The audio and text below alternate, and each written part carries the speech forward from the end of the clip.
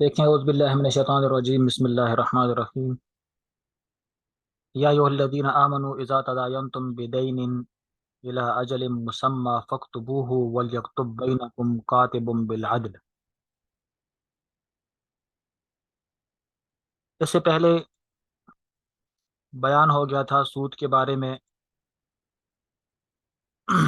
اور یہ بیان ہو گیا تھا کہ اگر کوئی تنگ دست ہو تو اس کے ساتھ تھوڑا سا نرمی برتنی چاہیے، اس کے ساتھ سختی نہیں برتنی چاہیے۔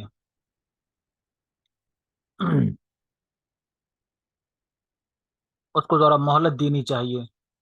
وَإِنْ كَانَ ذُو عُسْرَةٍ فَنَظِرَةٌ إِلَى مَيْسَرَةٍ، اس کو مہلت دینی چاہیے، اور اگر تم صدقہ کر دو تو اچھی بات ہے۔ تو چونکہ پہلے بھی قرض کا بیان چل رہا تھا، اب آگے بھی قرض کے بارے میں کچھ اصول کو بیان کیا جا رہا ہے کہ دیکھو جب تم لوگ قرض کا معاملہ کرو تو اس کو آپس میں لکھ لینا چاہیے، تاکہ بعد میں بھول نہ ہو تم سے، بعد میں جتنا دیا ہے اس سے زیادہ نہ مانگو، کیونکہ زیادہ مانگو گے تو سود ہو جائے گا، بھول ہو جائے گی، ظلم ہو جائے گا۔ سمجھا گئی بات؟ تو قرض کے بارے میں احکامات کو بیان کیا جا رہا ہے۔ دیکھو، یا ایھا الذین آمنوا اذا تداینتم بدین الی اجل مسمى فاکتبوہ ولیکتب بینکم کاتب بالعدل۔ اے ایمان والو، جب تم لوگ قرض کا معاملہ کرو آپس میں، الی اجل مسمى، ایک مقررہ مدت تک، فاکتبوہ، تو اس کو لکھ لو۔ امر وجوب کے لیے نہیں ہے، یہاں پر امر وجوب کے لیے نہیں ہے، استحبابی ہے، کیونکہ کتنے قرض کے معاملات ہم آپس میں کرتے ہیں لیکن اس کو لکھتے نہیں ہیں، لیکن معاملہ کر لیتے ہیں۔ سمجھ گئے؟ تو اس کو لکھ لو۔ وَلْيَكْتُبْ بَيْنَكُمْ كَاتِبٌ بِالْعَدْلِ، اور چاہیے کہ تم میں سے لکھنے والا جو کاتب ہو وہ عدل کے ساتھ لکھے، انصاف کے ساتھ لکھے، کسی ایک کی طرف ظلم کے ساتھ نہ لکھے۔ یہ نہ کہ اس نے کہہ دیا کہ بھائی لکھو 500 روپے کا قرضہ، اس نے 550 کا لکھ دیا یا 450 کا لکھ دیا، یہ عدل تو نہ ہوا۔ یا یہ کہ اس نے کہا کہ تم اس میں لکھو 500 روپے کا قرضہ 1 مہینے کے بعد ادا کرے گا، اس نے 2 مہینے کا لکھ دیا یا 15 دن کا لکھ دیا، 20 دن کا لکھ دیا، یہ عدل تو نہ ہوا، یہ تو ظلم ہوا۔ وَلَا يَأْبَى كَاتِبٌ أَن يَكْتُبَ كَمَا عَلَّمَهُ فَلْيَكْتُبْ وَلْيُمْلِلْ الَّذِي عَلَيْهِ الْحَقُّ، اور انکار نہ کرے لکھنے والا اس بات سے کہ وہ لکھے کما علمہ، جس طرح اللہ تعالیٰ نے اس کو سکھایا۔ لکھنا پڑھنا اللہ تعالیٰ نے اس کو سکھایا ہے، اللہ تعالیٰ کی طرف سے یہ احسان ہے۔ اب اس کی وجہ سے اگر مخلوقات کو اللہ تعالیٰ کے مخلوق کو اگر فائدہ پہنچ رہا ہے تو یہ اس سے اللہ تعالیٰ کے مخلوق کو فائدہ پہنچائے، اس کا انکار نہ کرے، اس سے انکار نہ کریے، کیونکہ اللہ تعالیٰ کا احسان ہے کہ اللہ تعالیٰ نے اس کو لکھنا پڑھنا سکھایا۔ اب اگر یہ انکار کرے گا لکھنے پڑھنے ان کا معاملہ لکھنے سے تو یہ درست نہیں ہوگا۔ اللہ تعالیٰ نے فرمایا کہ وَلَا يَأْبَى كَاتِبٌ أَن يَكْتُبَ كَمَا عَلَّمَهُ، اللہ تعالیٰ نے اس کو لکھنا پڑھنا سکھایا لیکن لہذا انکار نہ کرے۔ فَلْيَكْتُبْ، وہ لکھ لے، وَلْيُمْلِلْ عَلَيْهِ الَّذِي عَلَيْهِ الْحَقُّ، اور املا کرے وہ شخص کہ جس کے اوپر حق ہے، یعنی جو مقروض ہے وہ املا کرے، کیونکہ وہ زیادہ اس کو پتا ہوتا ہے کہ بھائی میں نے کتنا قرضہ لیا ہے اس سے، کیونکہ دکاندار ہے تو دکاندار سے تو بہت سے لوگ قرضہ لینے کے لیے آتے ہیں۔ زید بھی آیا قرض لے کے چلا گیا، عمر بھی آیا قرض لے کے چلا گیا، خالد بھی آیا قرض لے کے چلا گیا۔ تو ایسا نہ ہو کہ دکاندار عمر کا قرضہ زید کے پیچھے لکھ لے، زید کا جو ہے تو خالد کے پیچھے، دکاندار سے غلطی ہو سکتی ہے۔ لیکن قرض والا وہ تو اسی سے وہ تو ایک ہی ہے نا، وہ تو اس نے اسی دکاندار سے بس قرض دیا، مہینے کا قرضہ لے کے بس چلا گیا، تو اس کو زیادہ پتا ہوتا ہے، اس کے مغالطے کا احتمال کم ہوتا ہے بنسبت کس کے؟ اس کے کہ جو قرض دیتا ہے۔ ٹھیک ہے؟ تو اس لیے جو مقروض ہے اس کو زیادہ پتا ہوتا ہے، اس کی غلطی کا احتمال کم ہے، لہذا وہی لکھوائے کہ بھائی میں نے کتنا قرضہ لیا، میں نے زید کو کتنا قرض ادا کرنا ہے، وہ اس کو لکھ لے، وہ اس کے اوپر املا کرے۔ ٹھیک ہے؟ وَلْيَتَّقِ اللَّهَ رَبَّهُ، اور ڈرے اس معاملے کے اندر اللہ تعالیٰ سے، وَلَا يَبْخَسْ مِنْهُ شَيْئًا، اور اس میں سے کسی بھی چیز کی کمی نہ کرے۔ املا کرنے کے اندر اللہ تعالیٰ سے ڈرے، یہ نہ ہو کہ 500 روپے کا قرضہ لیا اور کہا کہ 450 لکھ دو، یا یہ کہ 2 مہینے 1 مہینے کے اوپر لکھا قرضہ کہ 1 مہینے کے بعد پیسے ادا کرے گا، معاملہ یہ طے ہوا، لیکن لکھتے کے وقت اس نے کہا اسٹامپ پیپر لکھنے والے سے کہ تم اس کے اندر 2 مہینے کا لکھ دو، یہ کیا ہوگا؟ یہ خیانت ہوگی۔ تو ولا یبخس منہ شیئا، اور اس میں سے کسی بھی چیز کی کمی نہ کرے۔ شیئا نکرہ ہے اور لا یبخس یہ نہیں ہے، تو نکرہ تحت نفی واقع ہو گیا، اور اصول یہ ہے کہ جب نکرہ تحت نفی واقع ہو تو اس میں عموم پیدا ہوتا ہے، اس میں عموم پیدا ہوتا ہے۔ فَإِنْ كَانَ الَّذِي عَلَيْهِ الْحَقُّ صَفِيحًا أَوْ ضَعِيفًا، اگر وہ شخص جس کے اوپر قرضہ ہے، جو مقروض ہے، اگر وہ ناسمجھ ہے یا ضعیف ہے، أَوْ لَا يَسْتَطِيعُ أَنْ يُمِلَّ، یا وہ املا نہیں کر سکتا، اس کی زبان میں لکنت ہے، مقروض ہے لیکن وہ املا نہیں کر سکتا، یا ضعیف آدمی ہے، بوڑھا ہے، وہ نہیں کر سکتا املا، یا آپس میں لینگویج کا پرابلم ہے کہ جو لکھنے والا ہے وہ اردو سمجھتا ہے اور جو املا کرنے والا ہے وہ اردو نہیں سمجھتا، وہ پشتو میں املا کرا رہا ہے، تو فَلْيُمْلِلْ وَلِيُّهُ، تو املا کرے وہ شخص جو اس مقروض کا ولی ہے، بالعدل، عدل کے ساتھ، اس کا باپ ہو یا اس کا بھائی ہو، اس کا چچا ہو، تایا ہو، یا جس کی پرورش کے اندر وہ ہے، تو وہ املا کرائے۔ وَاسْتَشْهِدُوا شَهِدَيْنِ مِن رِجَالِكُمْ، اور 2 گواہ بنائے، مِن رِجَالِكُمْ، تمہارے مردوں میں سے۔ تمہارے مردوں میں سے کیا مطلب ہے؟ مطلب یہ کہ خطاب مومنوں کو ہے نا، شروع کے اندر فرمایا یا ایھا الذین آمنوا، تو خطاب کس کو ہے؟ مومنوں کو ہے۔ تو یہاں پر رجالکم سے مراد یہ ہوگا کہ جب تم گواہ بنانے لگو تو مومن کو گواہ بنانا ہے، آپ نے معاملے کے اندر کافروں کو گواہ نہیں بنانا، شیعہ کو گواہ نہیں بنانا، قادیانی کو گواہ نہیں بنانا، مرزائی کو گواہ نہیں بنانا، ان کی گواہی معتبر نہیں ہے۔ گواہ بنانا ہے تو کس کو بنانا ہے؟ مومن کو بنانا ہے، کیونکہ کسی غیر مسلم کی گواہی مومن کے حق، مومن کے بارے میں قبول نہیں ہوتی کہ وہ مومن کے خلاف گواہی دے، کسی بھی غیر مسلم کی گواہی مومن کے خلاف معتبر نہیں ہوتی، تو ظاہر ہے، اور مومن کے حق میں قبول ہوتی ہے یاد رکھو، غیر مسلم کی گواہی مومن کے حق میں قبول ہو سکتی ہے، مومن کے خلاف قبول نہیں ہو سکتی۔ اب یہاں پر اگر غیر مسلم کو گواہ بنا دو، قادیانی کو اگر گواہ بنا دیا تو وہ اگرچہ ایک کے حق میں گواہی دے گا لیکن دوسرے کے تو خلاف گواہی دے گا، دوسرے کے خلاف گواہی دے گا، تو لہذا اس کی گواہی مسلمان کے حق، مسلمان کے خلاف قبول نہیں ہوتی۔ فَإِن لَمْ يَكُونَا رَجُلَيْنِ، اور اگر 2 مرد نہ ہو تو فَرَجُلٌ وَامْرَأَتَيْنِ، تو پھر 1 مرد اور 2 عورتیں، ممن ترضون من الشہداء، جس کو تم گواہ بنانے پر دونوں آمادہ ہوں۔ تو 1 مرد اور 2 عورتیں، یہ بھی کیا ہے؟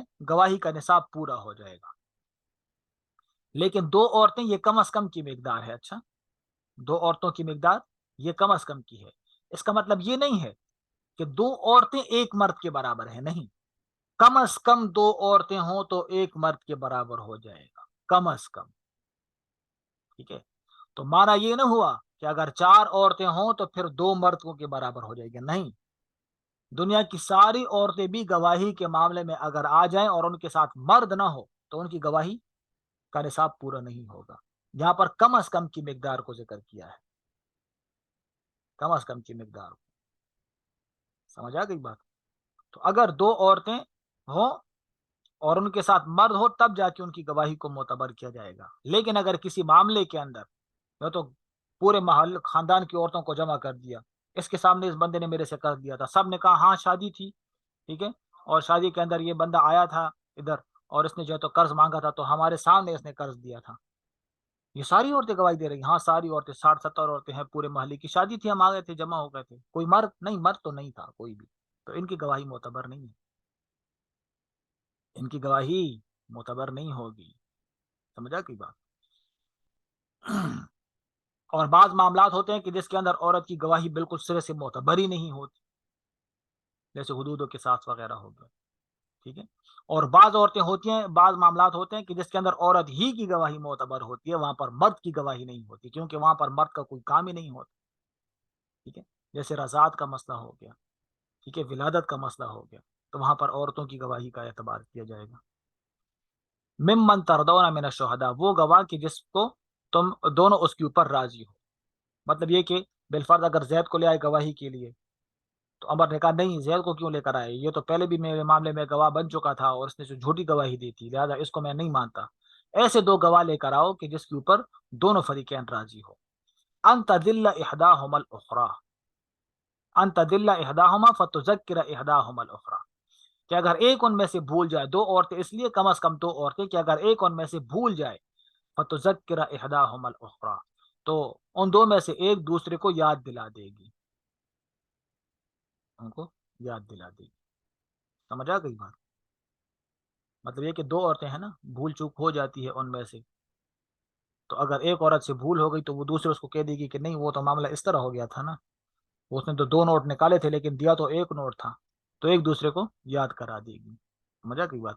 یہی اصول ہے، یہی آیت ہے کہ جس سے محدثین نے یہ اصول نکالا کہ جہاں پر ضعیف حدیث اگر ہو، دو ضعیف حدیثیں اگر جمع ہو جائیں تو پھر وہ قوی بن جاتی ہیں، پھر اس سے احکام کا استنباط ہو سکتا ہے۔ سمجھ گئے؟ کسی مسئلے کے اندر اگر دو ضعیف حدیثیں جمع ہو جائیں تو اس آیات سے فَتُذَكِّرَ إِحْدَاهُمَا الْأُخْرَى، اس آیات سے استدلال کرتے ہوئے پھر محدثین نے فرمایا کہ اگر دو ضعیف حدیثیں جمع ہو جائیں تو وہ دو ضعیف حدیثیں اس سے مسائل کا استنباط ہو سکتا ہے۔ جس طرح کی عورت کی گواہی اگر اکیلے ہو تو ضعیف ہے، لیکن اگر دو عورتیں جمع ہو جائیں تو پھر ان کی گواہی کو معتبر کر دیا جاتا ہے، کیونکہ ضعیف اگر جمع ہو جائے تو وہ قوی بن جاتا ہے، وہ قوی بن جاتا ہے۔ وَلَا يَأْبَ الشُّهَدَاءُ إِذَا مَا دُعُوا، اور گواہ بھی انکار نہ کرے جب ان کو بلایا جائے، جب ان کو بلایا جائے گواہ بھی انکار نہ کرے اس بات سے کہ بھئی ہم نے گواہی نہیں دینی، نہیں، جب تم گواہ بنے ہو، اب تم کو بلایا جا رہا ہے تو تمہارا اگر کوئی عذر نہ ہو تو پھر گواہ بننا چاہیے، اور گواہی کے معاملے کے اندر عدالت میں جانا چاہیے اور وہاں پر گواہی دینی چاہیے کہ بھئی یہ معاملہ ہمارے سامنے اس طریقے سے ہوا تھا۔ وَلَا تَسْأَمُوا أَن تَكْتُبُوهُ صَغِيرًا أَوْ كَبِيرًا إِلَىٰ أَجَلِهِ، اور تم لوگ نہ اکتاؤ اس بات سے کہ تم لوگ لکھ لو صغیرًا او کبیرًا، چھوٹی بات یا بڑی بات، الی اجلہ، اپنے وقت تک۔ یہ نہ کرو کہ بھئی یہ تو خیر 50 روپے کا معاملہ ہے، اس کو لکھنے کی کیا ضرورت ہے، نہیں نہیں، اس کو بھی لکھ لو، اس کو بھی لکھنا چاہیے، کیونکہ بعد میں پھر اس چھوٹے چھوٹے باتوں کے اوپر پھر جھگڑا بن جاتا ہے۔ ٹھیک ہے، اس نے مجھ سے 10 روپے لیے تھے، بات کرتے کرتے بڑھ گئی اور اس کے اوپر جھگڑا بن گیا۔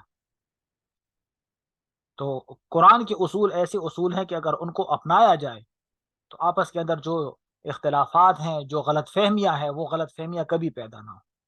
ایسے اصول اللہ تعالیٰ نے بیان فرمائے ہیں، کیونکہ زندگی گزارنے کے اصول ہیں نا جی۔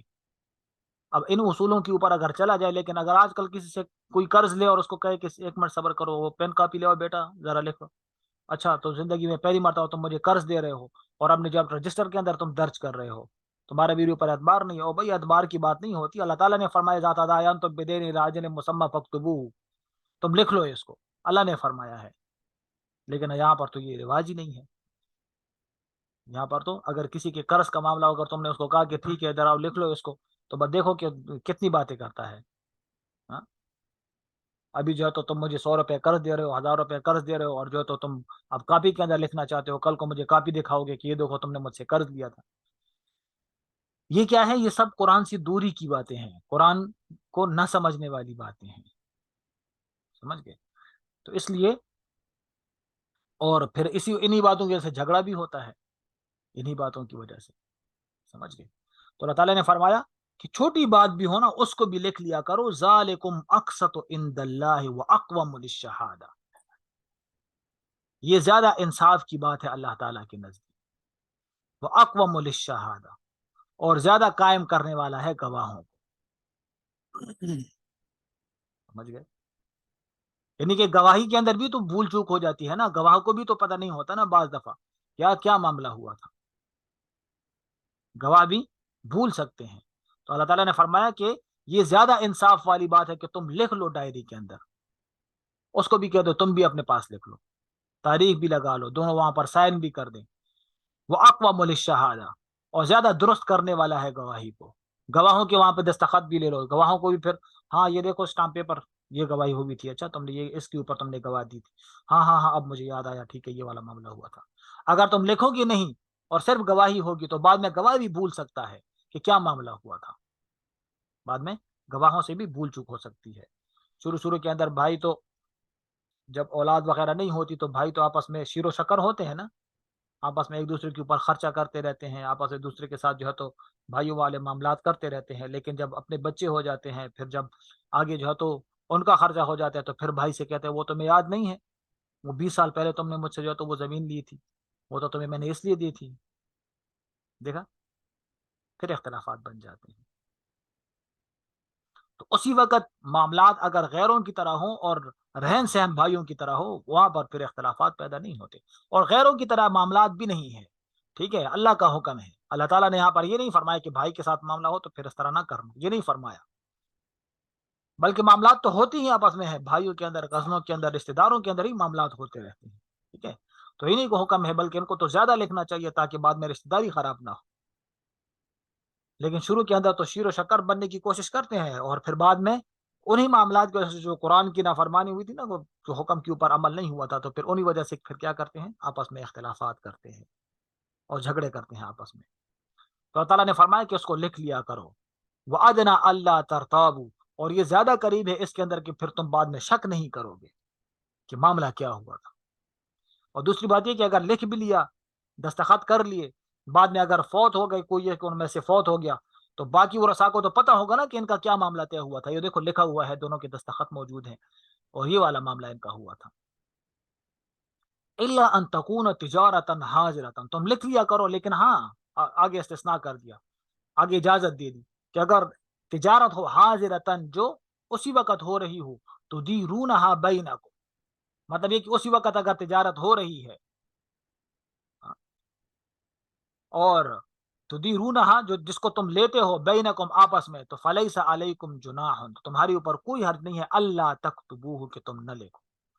اس وقت اگر تجارت ہو رہی ہے اور اس وقت تم پیسے دے رہے ہو اور چیز دے رہے ہو، تو اس وقت اس کے لکھنے کی کوئی ضرورت نہیں ہے. ٹھیک ہے، اگر لکھ لیا تو اچھی بات ہے، لیکن اگر نہ لکھا تو اس کی کوئی ضرورت نہیں ہے، اس میں کوئی حرج نہیں ہے. لیکن آج کل اس کو بھی لکھتے ہیں لوگ. اس وقت چیز لے لی نا، پیسے دے دیے، لکھتے ہیں نہیں لکھتے. جاؤ نا بڑے اسٹوروں کے اندر، ڈیسنٹ میں جاؤ نا، ادھر ایک ٹوتھ برش لوگے نا تو اس کی بھی تمہیں پرچی نکال کے دے دیں گے، ہاں بھائی یہ لے لو. ہاں، ایک پرچی اس کی بھی تمہیں. یہ کیا ہے؟ یہ وہی، یہ کتابت کے اوپر عمل ہے. یہ کیا ہے؟ کتابت پر عمل ہے. سمجھا گئی بات؟ جہاں پر بھی تم جاؤ بڑے اسٹوروں کے اندر، وہاں پر تم موبائل لینے کے لیے جاؤ، ٹھیک ہے، وہ چیز تمہیں لکھ کے دے دیتے ہیں، پرچی بنا دیتے ہیں. اسی کے اوپر عمل ہو رہا ہے. سمجھ گئے؟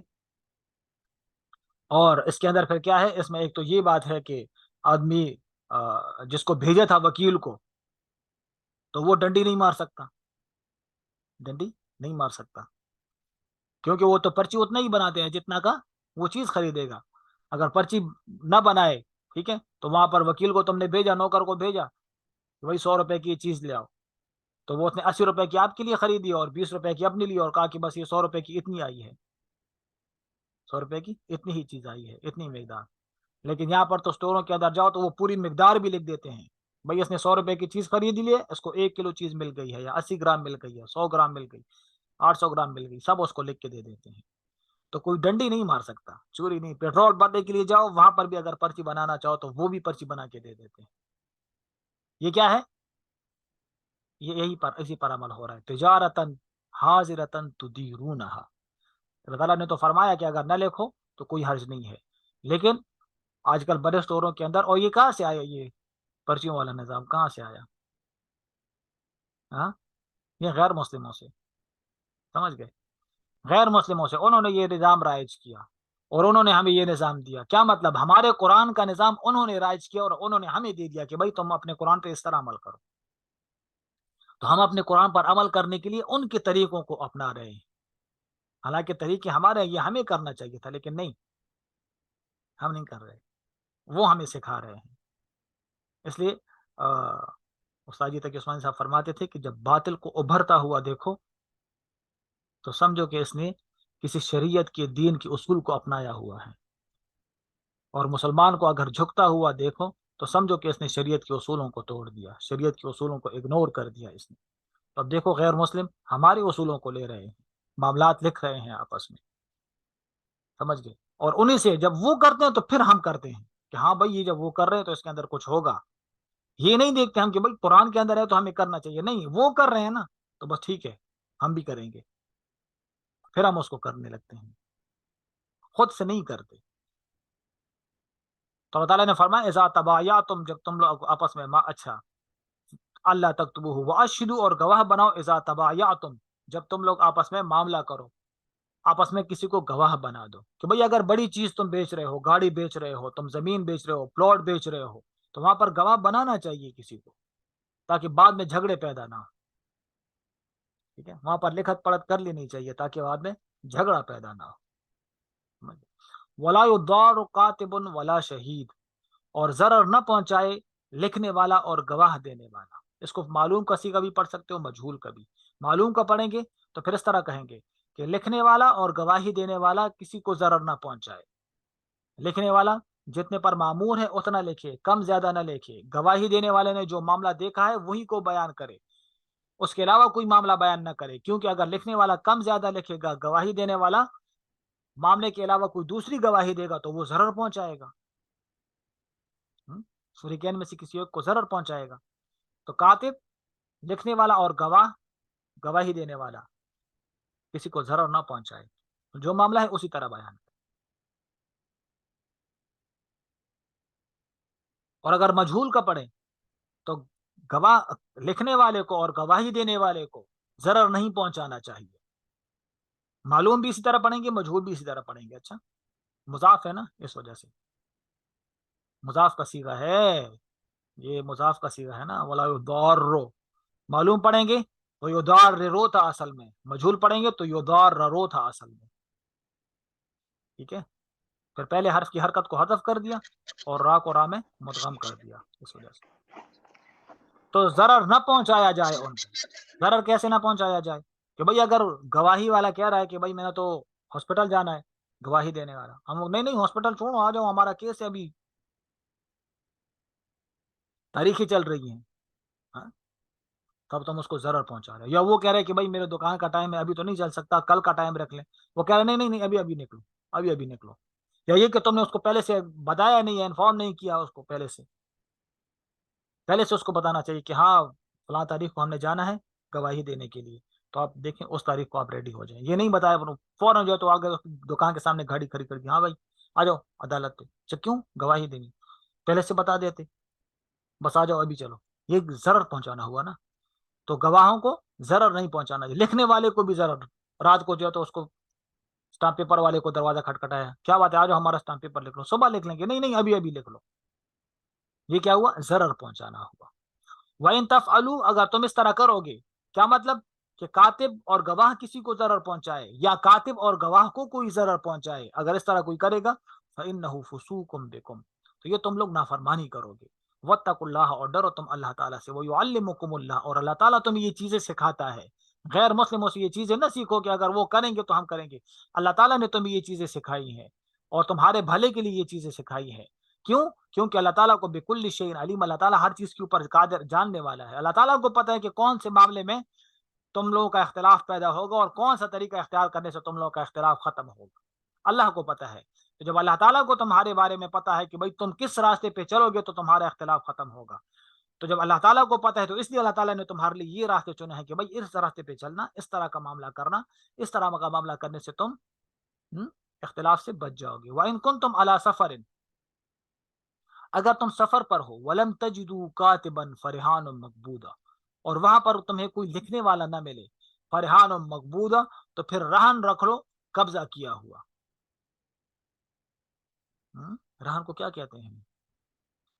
نام لیتے ہیں نا اس کو، رہن جانتے ہو؟ سیکورٹی کے طور پہ جو دیتے ہیں.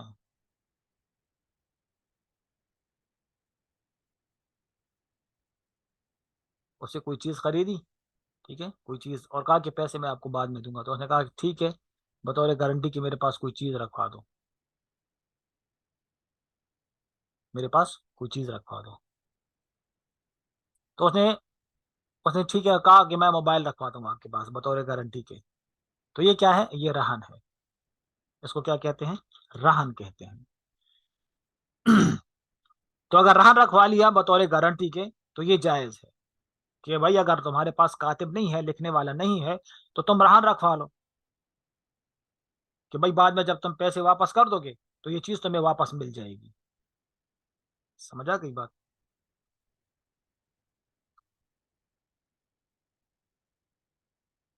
इसको मॉर्गेज भी कहते हैं, गालिबन मॉर्गेज।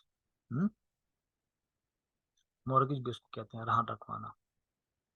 जैसे मॉर्गेज के ऊपर आजकल घर देते हैं ना वो, कुछ लोग घर दे देते हैं 10 लाख रुपए जो है तो कर्ज ले लेते हैं और अपना घर जो है तो उसको दे देते हैं कि भाई मॉर्गेज के ऊपर घर देना कैसा है, जायज है या नहीं जायज। यही वाला मामला, इसको रहन ही कहते हैं। अच्छा, तो अब देखो, याद रखो, बतौर रहन अगर कोई आदमी कोई चीज रखवाए तो रहन रखवाना तो जायज है, लेकिन रहन से फायदा उठाना जायज नहीं है।